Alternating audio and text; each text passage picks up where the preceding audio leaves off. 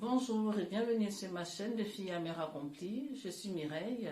J'aide les femmes à élever leurs enfants selon les principes de la Bible afin que ces enfants ne se détournent pas du plan de Dieu pour leur vie.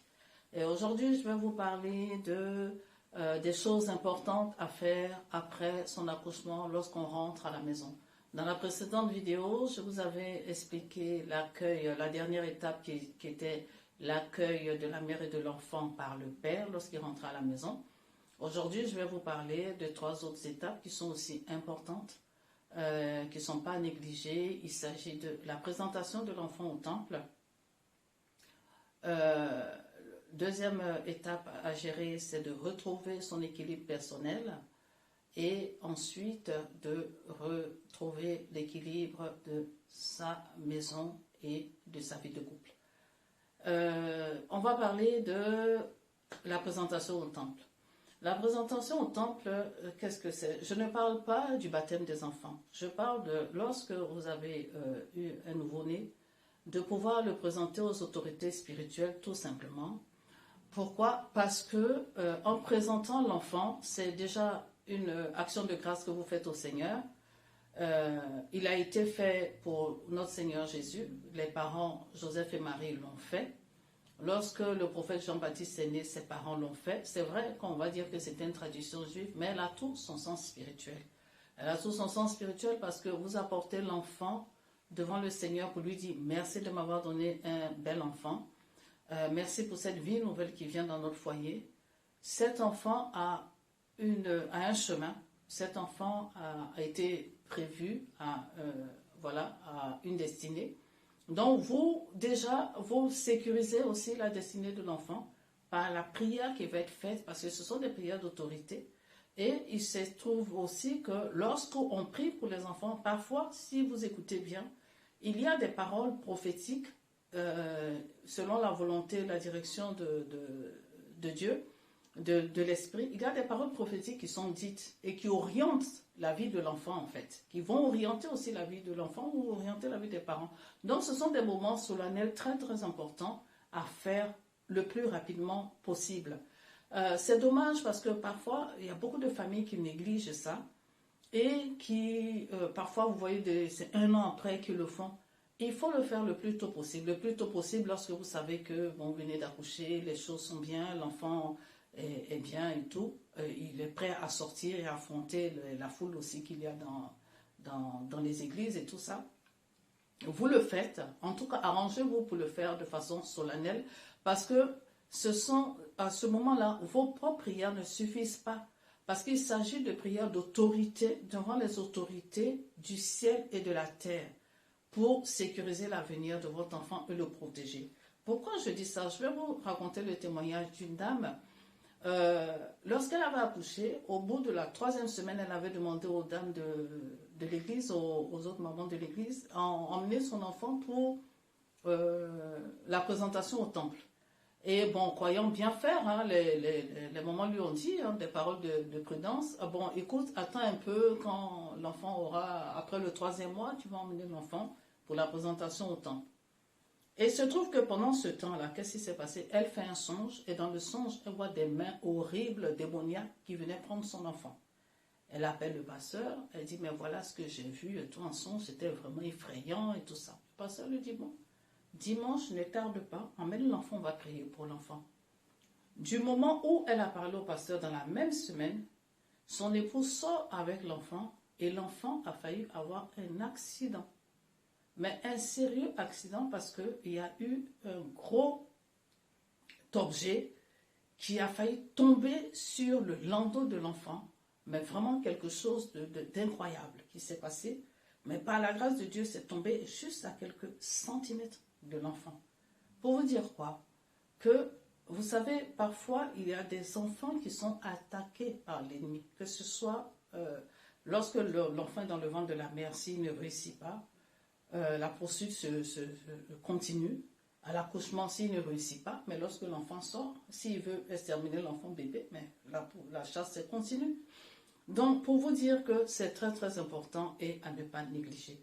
La deuxième chose dont je voulais aussi parler, c'est toujours dans le cas du retour à la maison, de trouver son équilibre en tant que femme. En tant que femme, premièrement, parce que si à l'intérieur de vous, les choses ne se passent pas bien, que vos émotions sont mises en mal, que vous êtes épuisé à l'intérieur, que vous vous sentez mal à l'intérieur, vous ne pouvez pas donner le meilleur pour votre foyer. Donc, il faut penser à vous-même. Et la première des choses, en pensant à vous, si vous êtes une mère chrétienne, vous savez que même si vous ne priez pas longtemps, pensez à avoir un moment avec votre Seigneur. C'est ainsi que l'esprit va vous régénérer et que vous allez pouvoir faire face aux difficultés d'après l'accouchement. Ça, c'est sur le plan spirituel. Ensuite, essayez de trouver vos marques. Chaque femme n'a pas la même consistance. On ne fait pas toutes les choses de la même façon. Tous les foyers, toutes les maisons ne se ressemblent pas. Tous les maris ne sont pas les mêmes. Donc, essayez de trouver votre équilibre petit à petit afin de rendre votre vie d'épouse, de mère, de femme agréable en prenant soin de vous-même, à l'intérieur de vous-même. Et ensuite, les rôles, sachez que le rôle de mère et d'épouse, ça va être tout un jonglement à faire. Il va falloir jongler entre la mère et l'épouse, parce que si vous ne devez pas être trop maman, ni trop épouse non plus. Donc, ce sont des rôles qui vont se succéder. Quand on sort de la maternité, on devient plus mère qu'épouse. Et il faudra aussi veiller à prier et à demander à Dieu de vous aider à ce que vous puissiez trouver votre équilibre. Maintenant,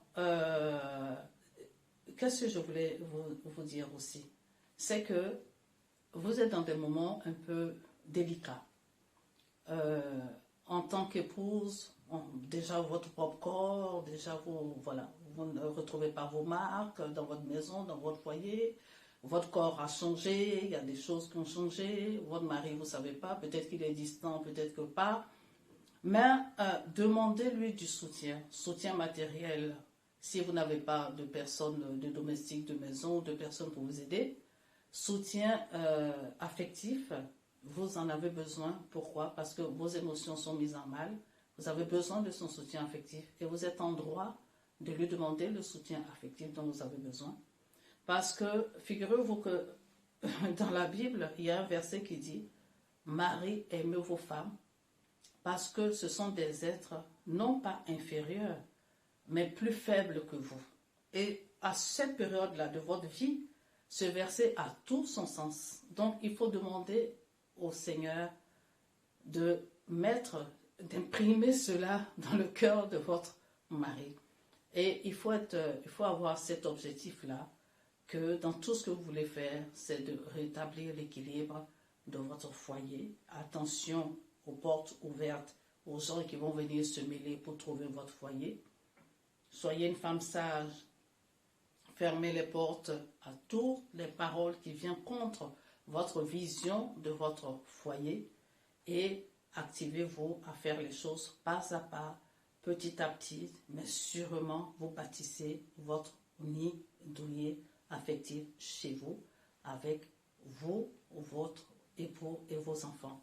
Quand le mari n'est pas présent, parce qu'il peut arriver que vous ayez des enfants et que le mari ne soit pas présent, c'est d'autant plus difficile. Dans ce cas, il faut avoir des soutiens. Si vous avez des soutiens, tant mieux. De bons soutiens, des gens sur lesquels vous pouvez compter pour vous aider, tant mieux. Si vous n'en avez pas, que le Seigneur reste votre plus proche allié. Et toujours, dès le réveil le matin, parlez au Seigneur qui, dans votre faiblesse, viendra vous relever. Et c'est ce que j'avais à vous dire aujourd'hui. Je vous dis à très très bientôt pour une nouvelle vidéo. Et je vous invite à liker. Vous pouvez laisser des commentaires si vous voulez. Et n'hésitez pas à vous abonner et à la partager pour quelqu'un à qui ça fera du bien. Si vous n'êtes pas encore marié, tant mieux, vous aurez des sujets de réflexion. Je vous dis à très vite.